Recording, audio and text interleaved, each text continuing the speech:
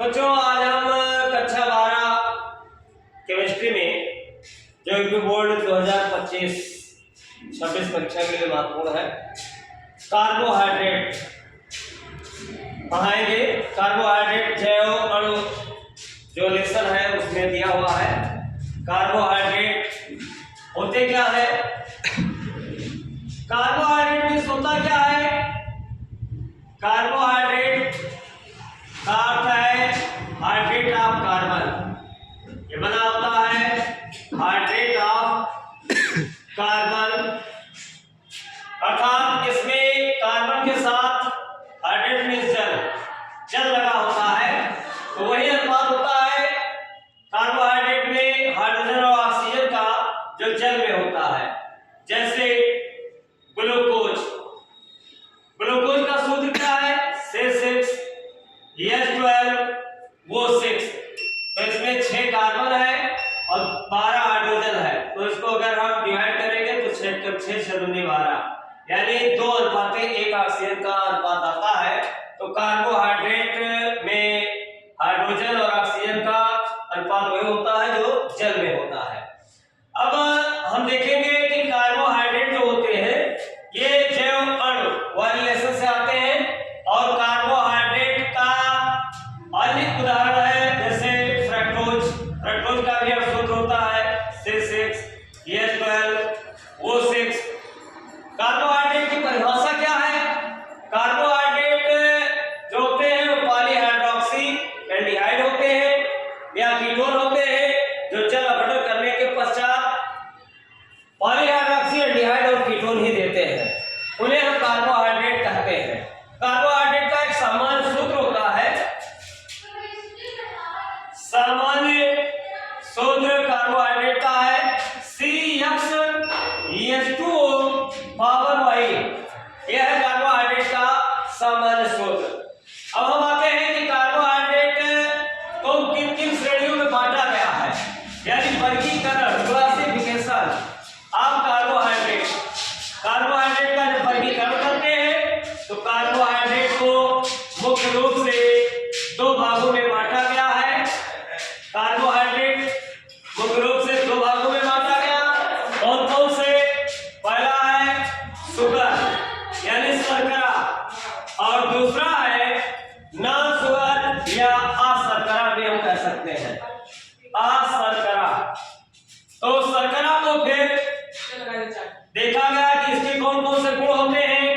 तो शर्करा ये जल में विलय होते हैं, जल में शर्करा विलय होते हैं।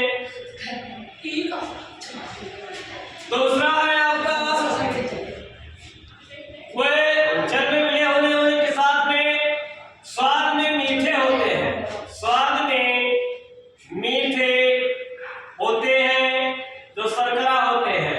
और जो अशर्करा है ये जल में आघुलनशील होते हैं, जल में आघुलनशील अर्थात घुलनशील नहीं होते हैं, आघुलनशील होते हैं। और दूसरा गुण इनका है कि ये स्वाद में मीठे भी नहीं होते हैं, स्वाद में मीठे नहीं होते हैं, स्वाद में मीठे नहीं होते हैं। शर्करा को फिर बांटा गया है 2 भागों में।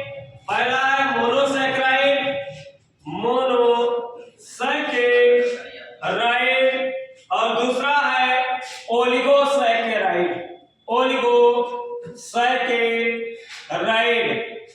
मोनोसैकेराइड के अंतर्गत क्या आता है, ये सबसे सरल शर्करा होती है मोनोसैकेराइड। इसके अंतर्गत इसका उदाहरण है आपका ग्लूकोज, ग्लूकोज है और फ्रक्टोज है, ये सब जो है आपके मोनोसैकेराइड है। ओलिगोसैकेराइड में इसे कई भागों में बांटा गया, जैसे आपका डाइसैकेराइड। डाइसैकेराइड का उदाहरण क्या होगा, डाइसैकेराइड में आपका आता है सुक्रोज या चीनी जिसे कहते हैं, सुक्रोज या हम क्या कहते हैं चीनी। सूत्र क्या होगा C12H22O11। और इसके अंतर्गत आता है फिर आपका ट्राइसैकेराइड,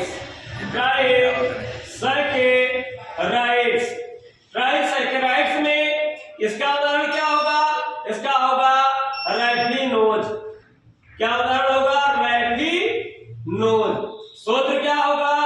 C18 H32 वो 16 और अशर्करा इसका उदाहरण है, इसे हम पॉलीसैकेराइड भी कहते हैं।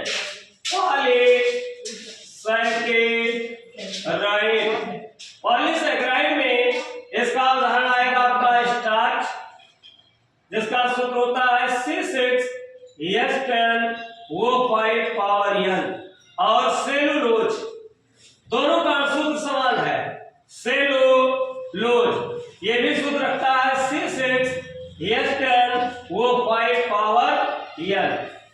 तो ये हो गया आपका कार्बोहाइड्रेट का वर्गीकरण।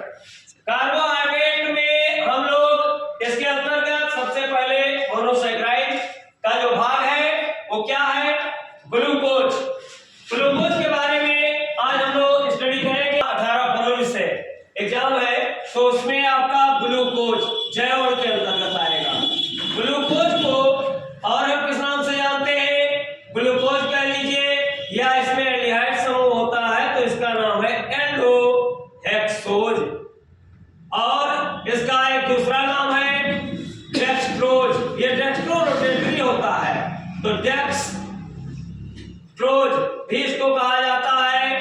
और ये फलों में पाया जाता है, तो इसको हम ग्रेप शुगर भी कहते हैं। अंगूर में पाया जाता है, इसलिए इसको ग्रेप शुगर भी कहते हैं। तो हम लोग ग्लूकोज का जो सूत्र है वो है C6H12 वो 6। इसकी संरचना क्या है?